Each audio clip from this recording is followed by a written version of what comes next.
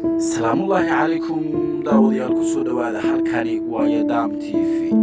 maanta waxaan idin wadnaa qisa cajiib ah oo ka dhacday dalka Soomaaliya, gaar ahaan degmada Warta Nabadda ee gobolka Banaadir. qisadani ayaa waxa ay khusaysaa hooyo waraaq u qortay hooyo dhimatay u qortay wiilkeeda, taas oo laga helay 3 maalin kadib aaskeeda.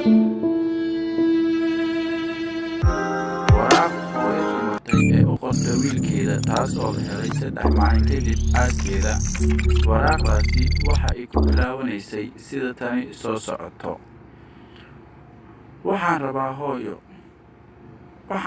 inaan hooyo kuu sheego sababta aan u dhintay anigoo faqri ah. wiilkaygiiyow, waxa aan rabaa inaan kuu duceeyo inta aanan dhiman ka hor, inkastoo aan hadda la dhintay ducadeyda.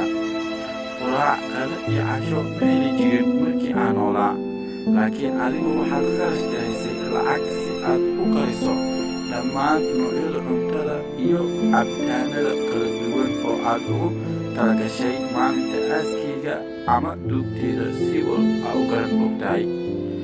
wiilkaygiiyow, waxaad ugu labistay meydkayga dhar qaali ah, ayadoo intii aan noolaa ee kugu adkeed in aad dhar ii iibiso. aad ayaad ugu xumayd dhimashadayda oo aan dunida kuga cidleeyo, adiga oo intaan noolaa ii imaan jirin, ana ina soo xasuusan jirin. markii meydkayga la dhigay qabriga, markastoo waad ii imaan jirtay si aad u ilaaliso qabrigayga, adigoo i daryeeli jirin markii aan noolaa. sababta ma aqaano. shayga ugu xanuunka badan hooyo waxa uu yahay naxaska qaaliga ah ee aad meydkayga gelisay, anigoo dhimashadayda ka hor ku noolaa guri qabyo ah oo dhinac ka dunsan. markii aa yareed hooyo, dartaadii ayaan u macluulay si adiga oo aanan kuu dharjiyo oo aadan u baahi u dareemin. waxaan xiran jiray hal shay si aan adiga kuu siiyo dhar kugu filan, waxaana haminayay inaad i daryeeli doonto markii aad duqoobo. waxaad dhammaystirtay gurigii aan ku noolaa, rinjiyeysay oo aad nadiifisay. isbuuc kadib dhimashadayda si tacsiyada ugu dhigto, waxaan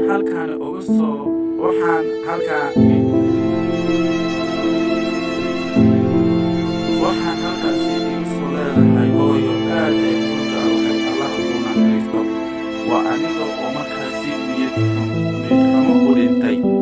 ugu dambeyn, wiilkaygiiyo, waxaan fariintaani kuugu qoray inaad ku soo xasuusiyo inaysan jirin jacayl hooyo waalidkeeda u qaado wax la mid ah. allah kuu dambi dhaafo.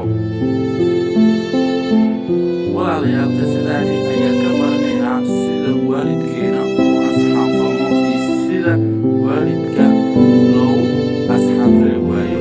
fadlan, haddii ay noloshaada hooyadaada ka dambayso, ilaahay subxaana wa tacaala wuxuu yidhi haddii aad jana rabtaan, hooyo lugaheeda ayay hoos taalaa. fadlan, haddii aad tahay saaxiibadeena, waad ku mahadsan tahay. fadlan, haddii aadan ahaynna, kusoo biir oo subscribe noo saar channelka. mahadsanidin.